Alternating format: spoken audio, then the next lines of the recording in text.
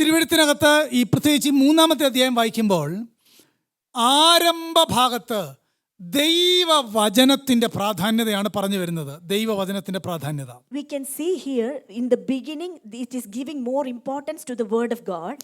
അതിൻ്റെ അവസാന ഭാഗത്തേക്ക് വരുമ്പോൾ പ്രാർത്ഥിച്ചാണ് പോൾ നിർത്തുന്നത്.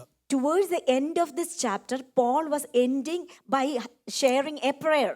അങ്ങനെങ്കിൽ വചനധ്യാനവും പ്രാർത്ഥനയും ഒരുപോലെ ദൈവസഭയ്ക്ക് ആവശ്യമാണ് എന്നതാണ് ഈ അധ്യായത്തിന്റെ theme. The theme of this chapter is we need to go hand in hand the word of God and put prayer. അത് എല്ലായിടത്തും ഉണ്ട്. ആക്ട്സ് ചാപ്റ്റർ 6 വാക്യമുണ്ട്, ഞങ്ങൾ പ്രാർത്ഥനയിലും വചനധ്യാനത്തിലും ഉറ്റിയിരിക്കും എന്നാ വായിക്കുന്നത്. And we can see in several areas these two should go hand in hand. An example we can see in the book of Acts chapter 6. പ്രാർത്ഥനയിലും വചനധ്യാനത്തിലും. And there it is mentioned that prayer and sharing of the word of God or meditating the word of God go hand in hand. Acts 20:32 Paul പറയുന്നൊരു കാര്യമുണ്ട്, ഞാൻ നിങ്ങളെ ദൈവത്തിലും. Acts chapter 20:32 അവിടെയും രണ്ട് വാക്കുണ്ട്, പ്രാർത്ഥന വചനം, പ്രാർത്ഥന ദൈവവചനം. And we can see in the book of Acts chapter 20 verse 32 also we can see the word of God and also the prayer. ഈ ഫസ്റ്റ് സാമുവേലിൽ നമുക്ക് എല്ലാവർക്കും കാണാതറിയാവുന്നൊരു വാക്യമുണ്ട്, ഞാൻ നിങ്ങൾക്ക് വേണ്ടി പ്രാർത്ഥിക്കാതിരുന്നതിന് ദൈവത്തോട്. അതിൻ്റെ സെക്കൻഡ് പാർട്ട് അറിയാമോ? ആ സെയിം വാക്യം, അത് ഹാഫ് പാർട്ടാ. അങ്ങനെ നമുക്ക് ആ വാക്യം ഒന്ന് വായിച്ചു പോകാം. First Samuel 12:23. First Samuel 12:23. എനിക്കറിയാം നിങ്ങൾക്ക് എല്ലാം ഹാഫ് പാർട്ട് അറിയാവുന്നു. എനിക്ക് നേരത്തെ half part A അറിയത്തുള്ളായിരുന്നു. First Samuel chapter 12 verse 23. എങ്ങനെ വാക്യം? ഞാനോ നിങ്ങൾക്ക് വേണ്ടി പ്രാർത്ഥിക്കാതിരുന്നതിനാൽ യഹോവയോട് പാപം ചെയ്യാൻ ഇടവരരുത്. സെക്കൻഡ് പാർട്ട്, ഞാൻ നിങ്ങൾക്ക് നല്ലതും ചൊവ്വുള്ളതുമായ വഴി. കണ്ടോ, ആദ്യത്തെ ഭാഗം പ്രാർത്ഥന ആണെങ്കിൽ രണ്ടാം ഭാഗം എന്താ? തിരുവെഴുത്താണ്. മനസ്സിലാവുന്നോ? അങ്ങനെങ്കിൽ അത് ഹാൻഡ് ഇൻ ഹാൻഡ് ആയിട്ട് പോകുന്നത് കണ്ടോ? പ്രാർത്ഥന ദൈവവചനധ്യാനം, പ്രാർത്ഥന ദൈവവചനധ്യാനം. ഇത് ഞാനൊരു ഔട്ട്ലൈൻ കൊണ്ടുവന്നിട്ട് ഈ വാക്യത്തിലേക്ക് വരാനായിട്ടാണ്. We can see here in the book of 1 Samuel chapter 12 verse 23, we can see here, far be it from me that I should sin against the Lord by ceasing to pray for you, but I will instruct you in the good and right way. ഇവിടെ മൂന്നാം അധ്യായം, ഇനിയാണ് നമ്മുടെ വിഷയത്തിലേക്ക് നമ്മൾ വരാൻ പോകുന്നത്. മൂന്നാം അധ്യായത്തിനകത്ത് പോളിന് തെസ്സലോനിക്കയിൽ പോകാനായിട്ട് കഴിയത്തില്ല. In this context, in 1 Thessalonians chapter 3, Paul was unable to go and visit the local church in Thessalonica. അവിടെ വളരെ അതിൻ്റെ രണ്ടാം അധ്യായത്തിൻ്റെ 18-ാമത്തെ വാക്യം, 10-ാമത്തെ വാക്യം കണ്ടോ? 18-ാമത്തെ വാക്യം, അതുകൊണ്ട് നിങ്ങളുടെ അടുക്കൽ വരുവാൻ ഞങ്ങൾ വിശേഷാൽ പൗലോസായ ഞാൻ 1-2 വട്ടം വിചാരിച്ചു, സാത്താൻ ഞങ്ങളെ തടഞ്ഞു എന്നാണ് വായിക്കുന്നത്. We can see here the hindrance for Paul to visit the Thessalonican church in chapter 2 verse 18. He was mentioning that I, Paul, more than once wanted to come to you and yet Satan hindered us. അവിടെ തടഞ്ഞു എന്ന് പറഞ്ഞാൽ പോളിന് legally തെസ്സലോനിക്കയിലേക്ക് പോകാൻ പറ്റില്ല. Because legally Paul was imprisoned or legally he was unable to go and visit to the place Thessalonica. കാരണം അവിടെ ചെന്ന് കഴിഞ്ഞാൽ അറസ്റ്റ് ചെയ്യും, അവിടുത്തെ ലോക്കൽ സഭയുടെ വളർച്ചയെ അത് ബാധിക്കും. സാത്താൻ അങ്ങനെ പോളിനെ തടഞ്ഞു വെച്ചു. But Satan hindered him because if Paul visited there, Paul would get arrested and the church will be affected. മനസ്സിലാക്കേണ്ട കാര്യം, സാത്താനെ ശാസിക്കാനൊന്നും പോൾ പോയില്ല. ഞാൻ അതാണ് പറഞ്ഞു വരുന്നതിന്റെ കാര്യം. I am about to share that Paul didn't cast out Satan or tried to cast him out. അങ്ങനെ ഒരു വാക്യമേ അവിടെ ഇല്ല. സാത്താൻ തടഞ്ഞു, പക്ഷെ അതിന്റെ കാര്യം കർത്താവിനാൽ പോൾ മുന്നോട്ട് ചെയ്യുകയാണ് ബാക്കി കാര്യങ്ങൾ. Satan hindered but God allowed. That's the reason Paul was moving on. എന്നിട്ട് മൂന്നാം അധ്യായത്തിൽ തെസ്സലോനിക്കയിൽ പോകാഞ്ഞിട്ട് തനിക്ക് ഭയങ്കര വിഷമാണ്. Because in the chapter 3, since Paul was unable to visit the Thessalonians, he was very much burdened or sad. We can see that in chapter 3. 3:1 പദം കണ്ടോ? സഹിച്ചുകൂടാഞ്ഞിട്ടൊരു വാക്കുണ്ട്, സഹിച്ചുകൂടാഞ്ഞിട്ട് അല്ലേ? നമുക്ക് വേറെ കാര്യത്തിലൊക്കെയാണ് സഹിച്ചുകൂടാഞ്ഞിട്ട്. പോളിൻ്റെ സഹിച്ചുകൂടായ്മ എന്നാണെന്നറിയാവോ? എൻ്റെ കർത്താവ് തെസ്സലോനിക്കയിൽ പോയി ആ സഭയെ ഒന്ന് വളർത്താൻ കഴിയുന്നില്ലല്ലോ എന്നതങ്ങോട്ട് സഹിക്കാൻ കഴിയുന്നില്ല. He was unable to endure it no longer, to see them and to encourage the church in Thessalonica. 5-ാം വാക്യത്തിനകത്തും അതേ പദമുണ്ട്, സഹിച്ചുകൂടാഞ്ഞിട്ട്. Again in verse 5 also we can see that he was unable to bear it, the pain, the visiting. അങ്ങനെ തെസ്സലോനിക്കയിൽ പോകാൻ കഴിയാതിരുന്നപ്പോൾ Paul ചെയ്ത 3 കാര്യങ്ങളാണ് 3-ാം അധ്യായം. We can see, since he was unable to go and visit the Thessalonican church, what Paul did, that 3 things we are going to meditate. അതിന്റെ 2 കാര്യമാണ് 9 വരെയുള്ള വാക്യങ്ങളിലുള്ളത്. 2 points what Paul did, we can see until verse 9. ആദ്യത്തെ 5 വാക്യങ്ങൾക്കകത്ത് പോളിന് പോകാൻ കഴിഞ്ഞില്ല, അതിന് പകരം തിമത്തിയെ ആ സഭയിലോട്ട് അയക്കുന്നു. We can see since Paul was unable to visit that local church in Thessalonica, he was sending a brother called Timothy. ആ തിമത്തിയെ അയക്കുന്നതിൻ്റെ പർപ്പസ് അവിടെ ഉണ്ട്. നിങ്ങളെ ഉറപ്പിക്കാൻ, നിങ്ങളെ സ്ഥിരപ്പെടുത്താൻ, നിങ്ങളെ ക്രിസ്തുവിൽ വളർത്താൻ എന്നതാണ് തിമത്തിയെ അയക്കുന്നതിൻ്റെ purpose. The purpose of sending Timothy to that church is to strengthen them and to make them firm and to encourage them in their faith. അവിടെ തന്നെ നിന്നുകൊണ്ട് ചിന്തിക്കണം, ഉപദേശിയുടെ ജോലി സഭയിൽ എന്താണെന്ന് ആദ്യത്തെ 5 വാക്യം വായിച്ചാൽ അവിടെ ഉണ്ട്. So we can see what is the purpose and duty of a pastor in a local church. ഞാൻ കഴിഞ്ഞ വർഷമൊക്കെ ആവർത്തിച്ച് പറഞ്ഞിട്ടുണ്ട്, ദൈവസഭയിൽ ഉപദേശിയുടെ ഏറ്റവും പ്രധാനപ്പെട്ട ജോലി ദൈവവചനം പ്രസംഗിക്കുക എന്ന് മാത്രമാണ്. One of the most important duties of a pastor is to strengthen and encourage with the word of God to the local church. ബാക്കി എല്ലാം സെക്കൻഡറിയാണ്. ഹൗസ് വിസിറ്റിംഗ് സെക്കൻഡറിയാണ്, നിങ്ങളെ കാണാൻ വരുന്നത് സെക്കൻഡറിയാണ്, നിങ്ങളുടെ കാര്യത്തിൽ counselling സെക്കൻഡറിയാണ്.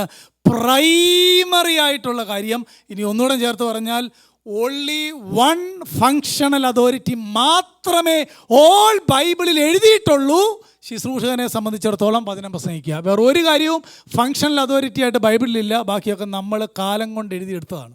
One of the functional authorities of a pastor in a local church is to make them strengthen and preach the word. അത് മാത്രമാണ്, ബാക്കിയെല്ലാം സെക്കൻഡറിയാണ്. ഓർത്തോണം, മറന്നു പോകരുത്. That is one of the main thing and all the rest are secondary. സങ്കടം എന്ന് പറഞ്ഞാൽ ഇന്ന് അത് മാത്രമില്ല, ബാക്കിയെല്ലാം നമ്മുടെ ഇടയിലുണ്ട്, അല്ലേ? Sad to say, everything else is currently inside each local churches except preaching and teaching the word of God. എൻ്റെ ചെറിയ അനുഭവത്തിൽ പഠിച്ചൊരു കാര്യം പറയാം. ചില ആൾക്കാർക്ക് ഭയങ്കര, നമ്മുടെ ഇവിടെ അങ്ങനെ ഇതുവരെ ഞാൻ നേരെ കണ്ടിട്ടില്ല, ഒന്നും വേണ്ട, ചുമ്മാ അവിടെ പോയി 5-6 മണിക്കൂർ വർത്താനം പറഞ്ഞിരുന്നാൽ മതി. നമുക്കിനി ഇവിടെ സമയം 5-6 മണിക്കൂർ വർത്താനം പറയാൻ. There are certain people who just would like to share or talk simply. നമ്മളൊരു പരിധി കഴിഞ്ഞ് വർത്താനം പറഞ്ഞു പോയി കഴിഞ്ഞാൽ പിന്നെ ബൈബിളും സ്പിരിച്വാലിറ്റിക്കും ഒക്കെ ഒരു മാർജിനലൈസ് സംഭവിക്കുന്നതുകൊണ്ട് അധികം എന്ത് ചെയ്യരുതെന്ന് തിരുവെടുത്ത് തന്നെ പറഞ്ഞിട്ടുണ്ട്.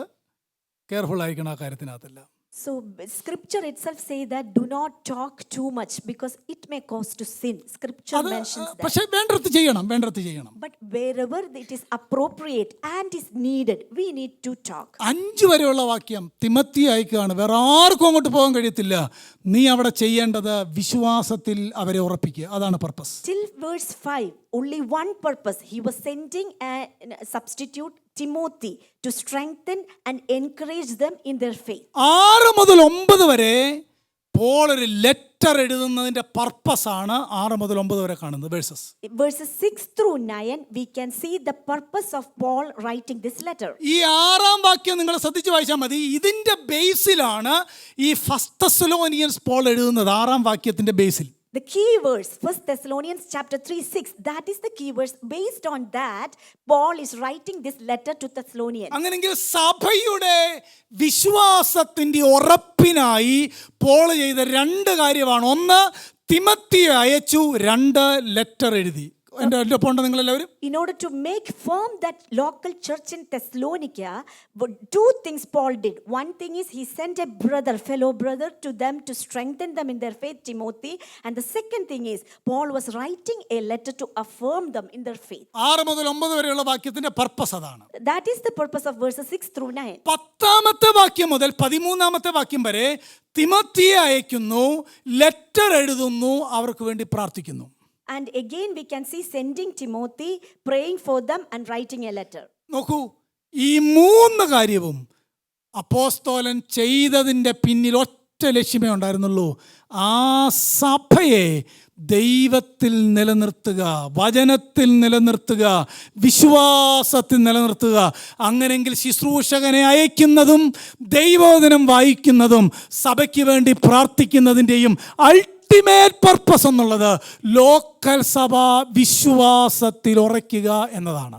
So But the three things Paul is showing here, those are, one is sending a fellow brother Timothy, and the next one is he is writing a letter to the local church, and the third one is he is praying for that local church. These are all happening just to encourage or make them established in the faith. എല്ലാവരും അത്രയും എൻ്റെ ഒപ്പം ഉണ്ടല്ലോ അല്ലേ? I believe that you are all with us. അത്രയും പറയാതെ അങ്ങ് പ്രസംഗിച്ച് പോകാൻ പറ്റത്തില്ല. കഴിഞ്ഞ ആഴ്ച ഞാൻ ചെന്ന ചർച്ചിലാന്ന് തോന്നുന്നു. എന്നോട് ചോദിച്ചു, ഉപദേശം എല്ലാ ആഴ്ചയിലും ഇങ്ങനെയാണ് ചർച്ചയിൽ പ്രസംഗിക്കുന്നത് ചോദിച്ചു. ഞാൻ പറഞ്ഞു അതേന്ന് പറഞ്ഞു. Last week, Yeah. people asked me, are you preaching or delivering messages in this way in your local church also? I said yes. വേറൊരാൾ എന്നോട് ചോദിച്ചു, വല്ലപ്പോഴും ഇങ്ങനത്തെ പ്രസംഗം കേൾക്കാന്നല്ല, എന്നും ഇങ്ങനെയാണ് ഭയങ്കര ബോറായിരിക്കും എന്ന് പറഞ്ഞു. And another person told me that once in a while it is very nice to listen such kind of message, but every week it is a little boring. ആ ചോദിച്ച വ്യക്തി ഒരു ഉപദേശിയാണ്. അത് ഓർത്തപ്പോൾ എൻ്റെ ഹൃദയം പൊട്ടിപ്പോയി. That person who asked me, that is a church pastor. That's why I was broken. അതുകൊണ്ട് ഇങ്ങനെ മാത്രമേ ഉള്ളൂ, ഞാൻ ട്രൂത്ത് മാത്രമേ പറയുള്ളൂ. So I always tell the truth.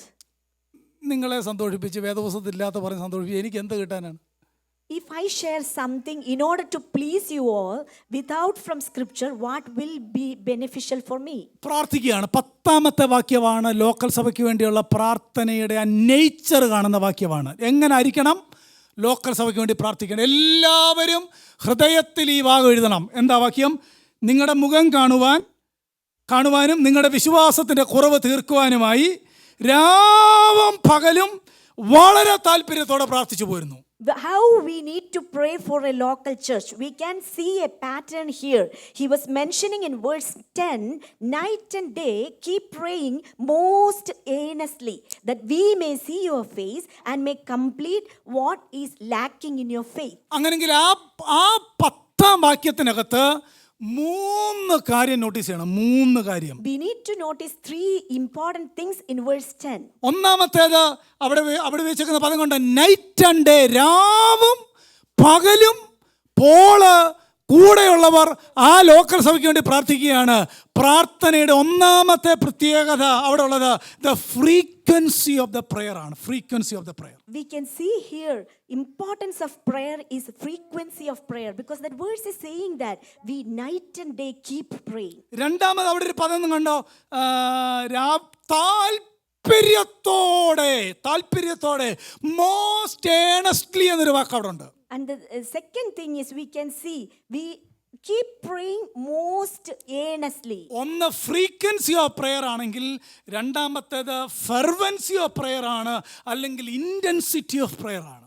If first point is frequency of prayer, then the second one is fervency or the intensity of prayer. എന്നിട്ട് പ്രാർത്ഥിച്ചു പോരുന്നു എന്നൊരു വാക്കാണ് keep praying എന്ന് പറഞ്ഞാണ് ആ വാക്യം തീരുന്നത്. And we can see that we keep praying. It is still continuing. It is not stopped. എന്ന് പറഞ്ഞാൽ ഫോക്കസ് ഓഫ് ദ പ്രെയർ അവിടെ തന്നെ നോക്കിയിരിക്കുകയാണ്. And we can see that mentions as the focus of the prayer. ഇനി ആ 3 പദം അതിന്റെ വിശദീകരണത്തിലേക്ക് പോകുന്നില്ല. Frequency of prayer എന്ന് പറഞ്ഞാൽ നടക്കുമ്പോഴും നിൽക്കുമ്പോഴും പോകുമ്പോഴും വരുമ്പോഴും കിടക്കാൻ പോകുമ്പോഴും രാവിലെ എഴുന്നേൽക്കുമ്പോഴും എല്ലാം ഒരു ഭക്തനെ സംബന്ധിച്ചിടത്തോളം അവൻ്റെ ഒരു പ്രധാന പ്രാർത്ഥന എന്നുള്ളത് ദൈവസഭ വിശ്വാസത്തിൽ ഉറയ്ക്കണം എന്നുള്ളതായിരിക്കണം. Amen.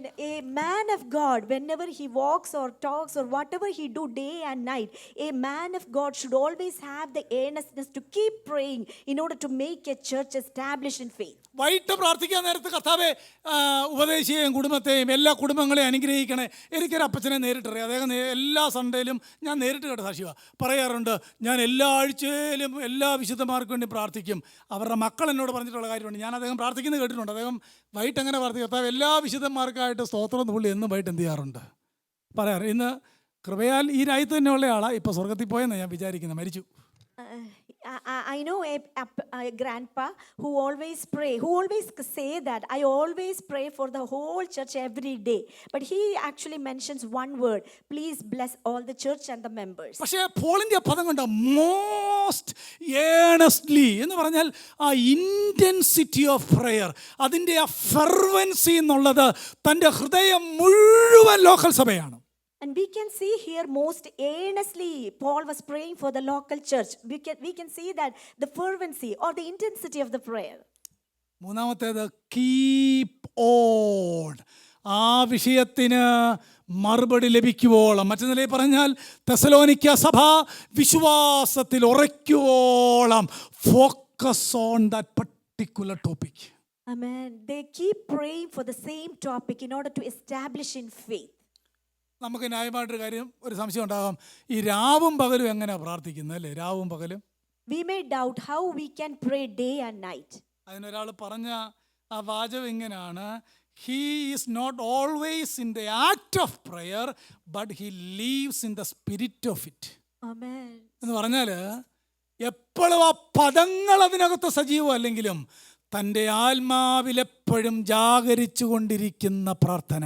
Amen. A prayer which is always communicating with God in spirit. ഒരു ഭക്തൻ പറഞ്ഞ മറ്റൊരു വാചകമാണ് പോള് തെസ്സലോനിക്ക ലേഖനം 5-ാം അധ്യായത്തിൽ പറയുന്നില്ലേ, ഇടവിടാ എപ്പോഴും പ്രാർത്ഥിപ്പീൻ, പ്രേ വിത്തൗട്ട് സീസിംഗ് എന്ന് വായിക്കുന്നില്ലേ? എന്താ അതിൻ്റെ അർത്ഥം? അദ്ദേഹം പറഞ്ഞത് ഓൾവേസ് പ്രാർത്ഥന മൂഡിലായിരിക്കുക, എപ്പോഴും പ്രാർത്ഥിക്കാൻ തയ്യാറായിട്ടിരിക്കുക എന്നതാണ് ഈ പദത്തിൻ്റെയൊക്കെ അർത്ഥം.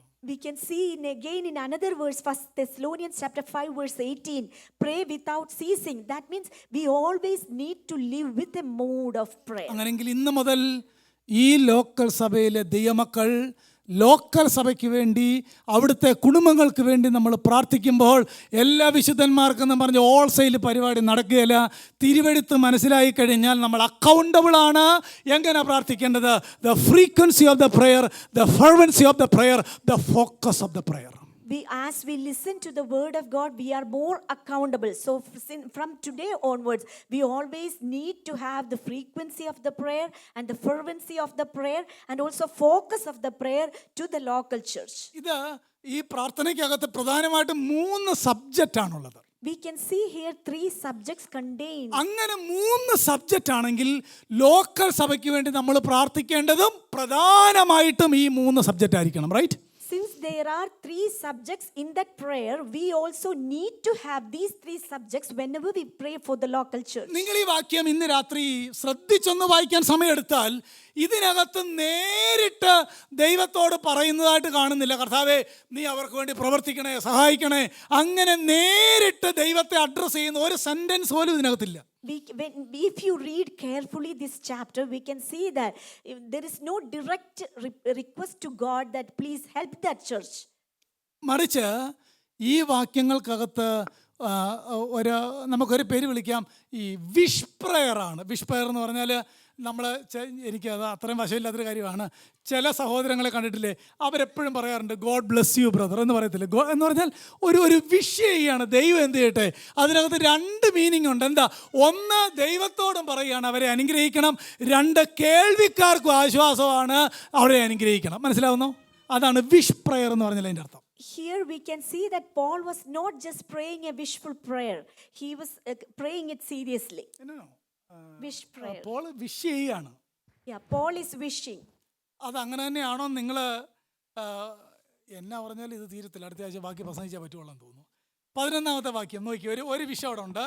വഴി നിരത്തി തെരുമാറാകട്ടെ. നേരിട്ട് ദൈവത്തോട് പറയുകയാണെങ്കിൽ വഴി നിരത്തണേ എന്ന് പറഞ്ഞാൽ മതി അല്ലേ? വഴി നിരത്തി തെരുമാറാകട്ടെ. ഇനി 12ാമത്തെ വാക്യം വർദ്ധിപ്പിച്ച് കവിയുമാറാകട്ടെ. അതുപോലെ തന്നെ 13ാമത്തെ വാക്യം സ്ഥിരപ്പെടുത്തുകയും ചെയ്യുമാറാകട്ടെ. 3 പദം കൂടെ എടുത്താൽ വഴി നിരത്തുമാറാകട്ടെ, കവിയുമാറാകട്ടെ, സ്ഥിരപ്പെടുത്തുകയും ചെയ്യുമാറാകട്ടെ. 3 പദം കണ്ടോ? We can see here Paul's wish for that church. 3 subjects we can see very clearly. One subject is direct their way. And the second subject is cause you to increase and abound in love for one another. And the third subject is he may establish your hearts without blame in holiness before our God and Father. അവിടുത്തെ 3 English വളരെ മനോഹരമാണ്. May our God, may the Lord and he may establish. May our Lord. ആ ഒരു വിഷയം ഉണ്ടോ? ദൈവം വഴി തുറന്നു തരട്ടെ, ദൈവം വഴി നിരത്തി തരുമാറാകട്ടെ. കർത്താവ് നമ്മളെ സ്ഥിരപ്പെടുത്തുമാറാകട്ടെ. കർത്താവ് നമ്മളെ ഉറപ്പിക്കുമാറാകട്ടെ. ദൈവമക്കൾ തമ്മിൽ കാണുമ്പോൾ അങ്ങനെ ഒരു കോൺവെർസേഷൻ ഉണ്ടായെങ്കിൽ അതിന് രണ്ട് മീനിങ് മറക്കരുത്. ദൈവത്തോടും പറയുകയാണ്, കേൾക്കുന്ന ആളുകൾക്കൊരു കംഫർട്ടബിളുമാണ് ആ പദങ്ങൾ. Amen. We can see Paul's wish through this prayer. He was actually praying, may our God and Father direct our way. May the Lord cause you to increase and abound in love for one another.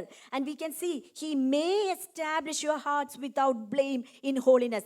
Let each one of us have that attitude when we pray for the local church. അങ്ങനെ ഒരു wish prayer ആണ്. നമുക്ക് എല്ലാവർക്കും അറിയാവുന്നൊരു വാക്യമാണ്. ഈ സംഖ്യാപുസ്തകത്തിനകത്ത് ഈ പുരോഹിതന്റെ benediction എഴുതി വെച്ചേക്കുന്നൊരു വാക്യമുണ്ട്. നമ്പേഴ്സ് 6:22 മുതൽ 24 വരെ. ആ പുരോഹിതൻ എങ്ങനെയാണെന്നറിയാമോ അവരെ ബ്ലസ് ചെയ്യുന്നത്?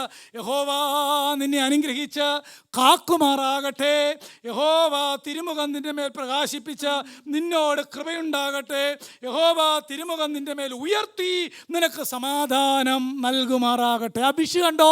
അതിനകത്ത് ജനത്തോടൊരു ഇൻറ്റിമസിയും ദൈവത്തോടൊരു റിക്വസ്റ്റും അതിനകത്ത് കാണാം. We can see Aaron's benediction prayer in Numbers chapter 6 verses 24, 25 and 26.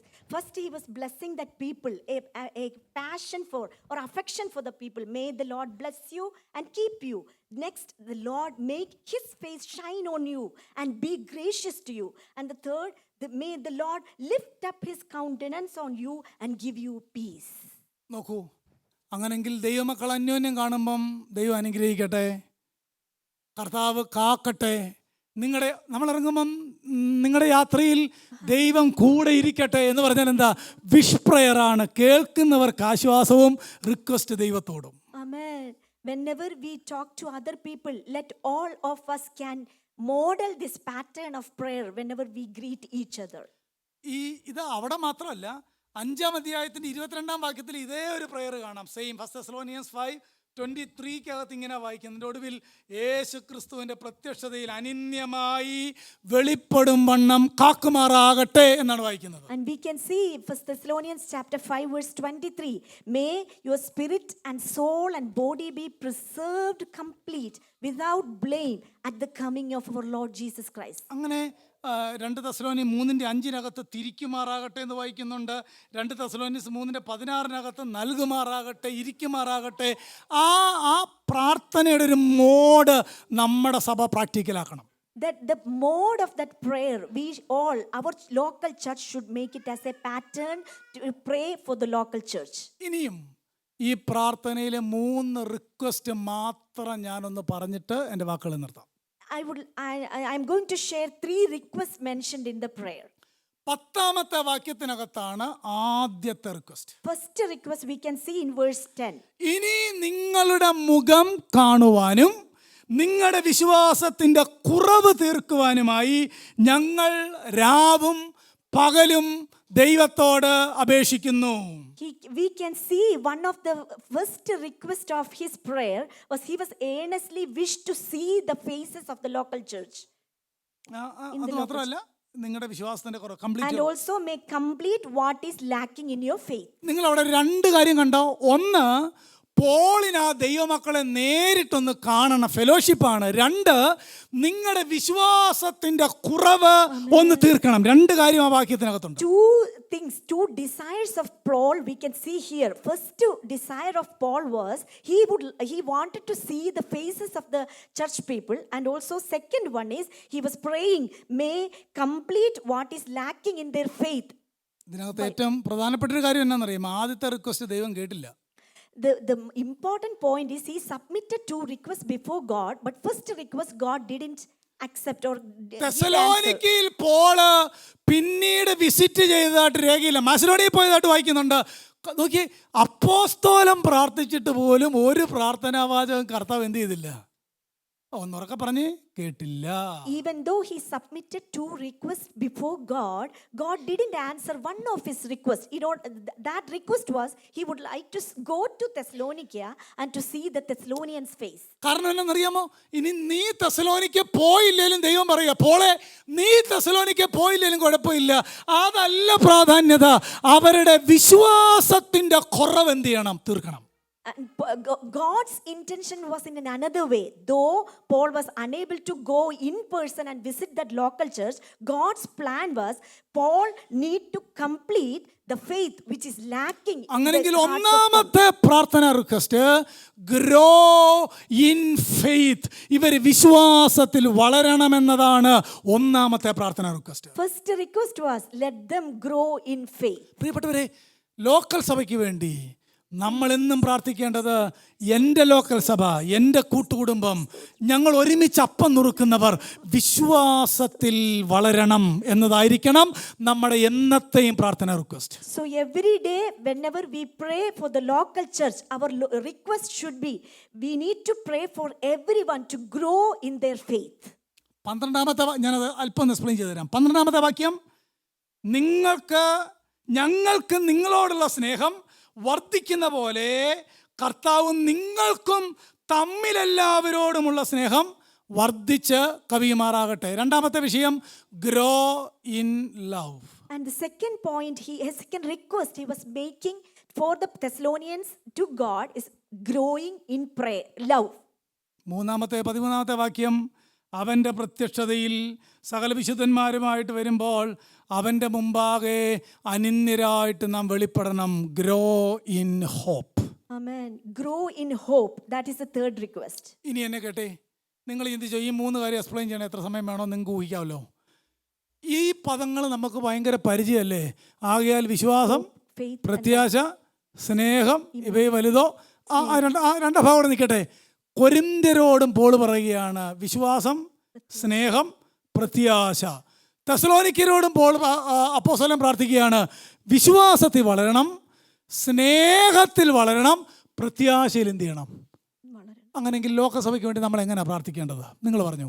So we can see a similar pattern when Paul prayed to the local church in Corinth. There also he was mentioning now these 3 remains: faith, hope and love. Here also for the Thessalonians also Paul was praying, let them grow in faith, grow in love and grow in hope. പ്രിയപ്പെട്ടവരെ, ഈ 3 കാര്യത്തിൽ നമ്മുടെ ഓരോ കുടുംബങ്ങളും വളർച്ച പ്രാപിച്ചാൽ നമ്മുടെ local സഭ mature ദൈവസഭയായിരിക്കും. ഇല്ലെങ്കിൽ നമ്മൾ ഇന്നും LKG ചർച്ചുകളായിരിക്കും. Amen. If we pray each other to grow in faith, hope and love, then we will be a mature church. Otherwise we will always stay in a kindergarten level. എന്തിനാ ഇനി നമുക്ക് ഒന്നാമത്തെ കാര്യം മാത്രം ഒന്ന് എക്സ്പ്ലെയിൻ പെട്ടെന്ന് ചെയ്യാം. I would like to explain grow in faith. എന്താ വിശ്വാസത്തിൽ വളരുക എന്ന് പറഞ്ഞാൽ എൻ്റെ അർത്ഥം? What is the meaning of growing in faith? അപ്പോസ്തലൻ പറയുകയാണ്, ദൈവമേ ഞങ്ങൾക്ക് അവരെ ഒന്ന് കാണണം. ആ റിക്വസ്റ്റ് കർത്താവ് കേട്ടില്ല.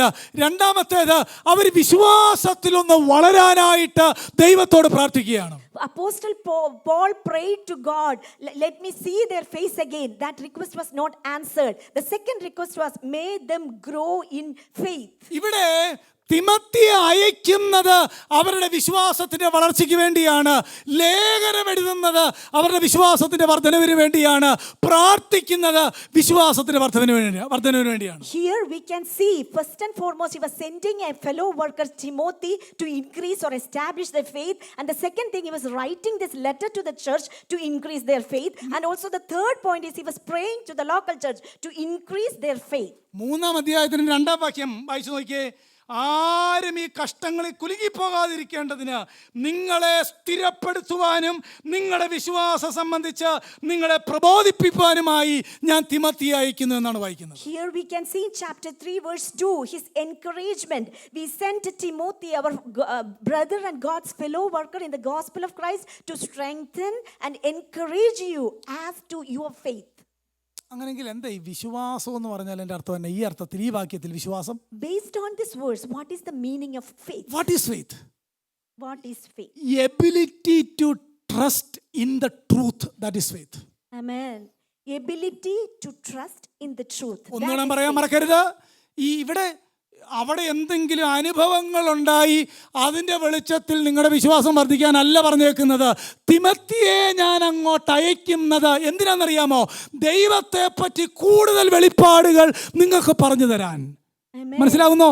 Ability to trust in the truth, that is biblical faith. What is faith? We can see here Paul was sending a fellow worker Timothy. Why? He would like to make them to trust in the truth. That is why, what is faith? The answer is ability to trust in the truth. അങ്ങനെ ട്രൂത്തിൽ trust ചെയ്യണമെങ്കിൽ first of all we know the truth, right? Amen. If we want to trust in the truth, we need to know the truth. സത്യം എന്താണെന്നറിയാതെ അതിൽ trust ചെയ്യാൻ പറ്റുമോ? Are we able to trust in the truth without knowing what is the അങ്ങനെ truth? Timothy അയക്കുന്നത് truth എന്താണെന്ന് പറഞ്ഞു കൊടുക്കണം. Letter എഴുതുന്നത് ട്രൂത്ത് എന്താണെന്ന് നിങ്ങൾ അറിയണം. പ്രാർത്ഥിക്കുന്നത് ട്രൂത്ത് എന്താണെന്ന് അറിയണം. ആ ട്രൂത്തിലുള്ള ആശ്രയിക്കാനുള്ള കഴിവിനെയാണ് ഫെയ്ത്ത് എന്നതുകൊണ്ട് അർത്ഥമാക്കുന്നത്. Here Paul is sending Timothy to increase to trust in the truth. He was writing this epistle to trust in the truth, and also he was praying for this local church to trust in the truth. That's why faith is called the ability to trust in the truth. ഇനി നോക്കിയേ, truth കൂടുതൽ അറിയാൻ കഴിയുന്നെങ്കിൽ കൂടുതൽ ആശ്രയിക്കാനായിട്ട് കഴിയും. ശരിയാന്ന് ഞാൻ പറഞ്ഞ കാര്യം? As truth increases, or the truth increases, faith also increases. ഒരു നല്ല മനുഷ്യനെ നമ്മൾ കൂടുതൽ അറിയും തോറും ട്രസ്റ്റ് കൂടി കൂടി വരും, അല്ലേ? ശരിയാന്ന് ഞാൻ പറഞ്ഞ കാര്യം? When we know or understand or recognize a person as much as possible, as intimacy increases, a faith towards that person also increases. അങ്ങനെങ്കിൽ അബ്സല്യൂട്ട് ട്രൂത്തായ നമ്മുടെ കർത്താവിനെ പറ്റി നമ്മൾ കൂടുതൽ കൂടുതൽ അറിയുമ്പോൾ നമ്മുടെ ട്രസ്റ്റ് കൂടുതൽ കൂടുതലായിട്ട് വരും. Amen. If that is so, the absolute truth, our Lord Jesus Christ, as we know more and more Jesus Christ, our trust and our faith increases. Timothy അയക്കുന്നത്, ലേഖനം എഴുതുന്നത്, പ്രാർത്ഥിക്കുന്നത് അബ്സല്യൂട്ട് ട്രൂത്ത് എന്താണെന്ന് അറിയണം.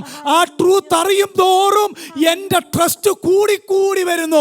അങ്ങനെയാണ് ഓരോരുത്തൻ കർത്താവിൽ വിശ്വാസത്തിൽ ഉറയ്ക്കുന്നത്. As we know the truth more and more, especially when we know the absolute truth, our faith increases. അപ്പോസ്തലൻ പറയുന്നതേ മറ്റൊന്നിലും ആശ്രയിച്ച് വിശ്വാസം വർദ്ധിക്കാനല്ല. വിശ്വാസം വർദ്ധിക്കേണ്ടത് അബ്സല്യൂട്ട് ട്രൂത്തിൽ നമ്മൾ നിലനിൽക്കാൻ വേണ്ടിയാണ്. എങ്ങനെയാണത് വർദ്ധിക്കുന്നത്? ഈ ട്രൂത്ത് നമ്മൾ അറിയണം. അതുകൊണ്ടാണ് ദൈവവചന ശുശ്രൂഷയ്ക്ക് ഏറ്റവും പ്രാധാന്യത നമ്മുടെ local സഭയിലുള്ളത്. മനസ്സിലാകുന്നോ? How we can increase our faith when we know the absolute truth. How we can know the absolute truth?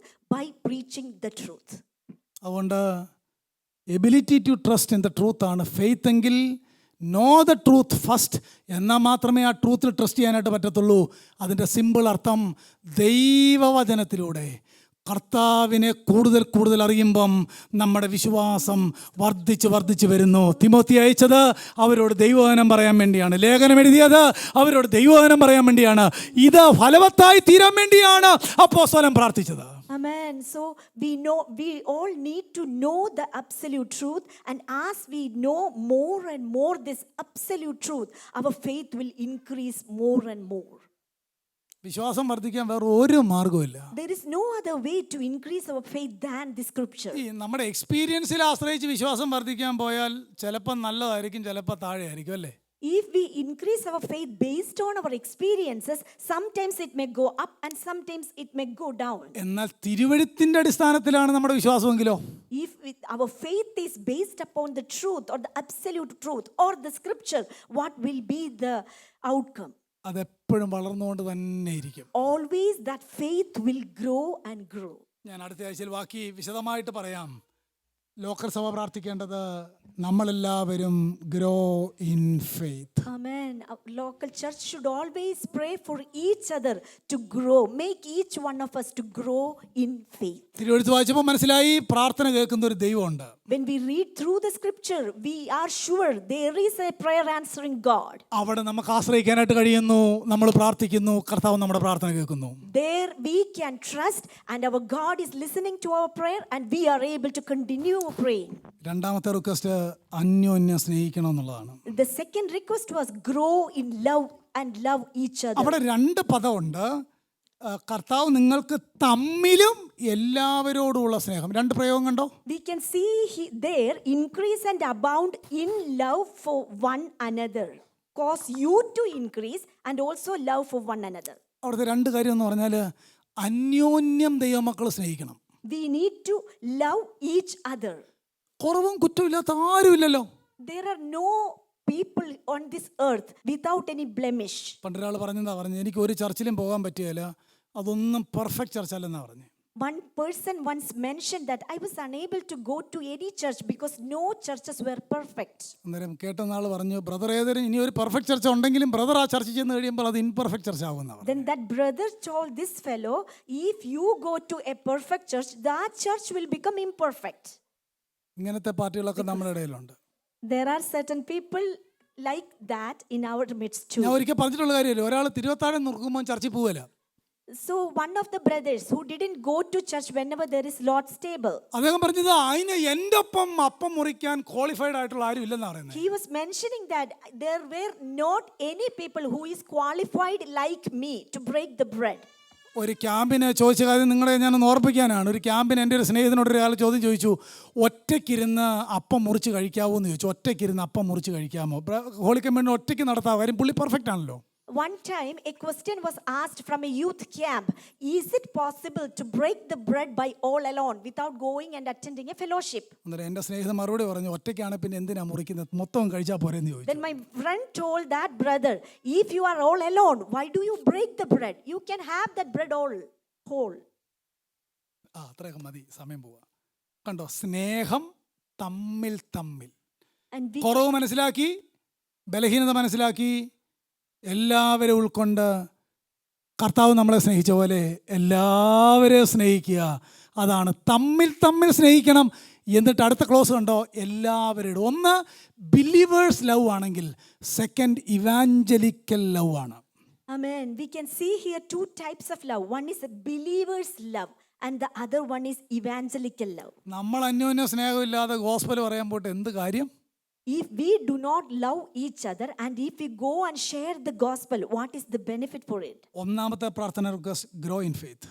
And first prayer request was growing in faith. Second, grow in love. And the second was growing in love. ഇതായിരിക്കണം നമ്മുടെ വൈകിട്ടത്തെ പ്രാർത്ഥന local സഭയ്ക്ക് വേണ്ടി എന്നും. So every night time or daytime, whenever you pray daily, we need to pray these requests for the local church. മൂന്നാമത്തേത് grow in hope. And the third thing is grow in hope. അതായത് ഈ ഫെയ്ത്തിൽ വളർന്നാൽ മാത്രമേ സ്നേഹം ശരിയാവുള്ളൂ. ശരിയാണോ? Amen. തിരുവെഴുത്ത് മനസ്സിലായാലല്ലേ നമുക്ക് നല്ലപോലെ സ്നേഹിക്കാൻ പറ്റുള്ളൂ.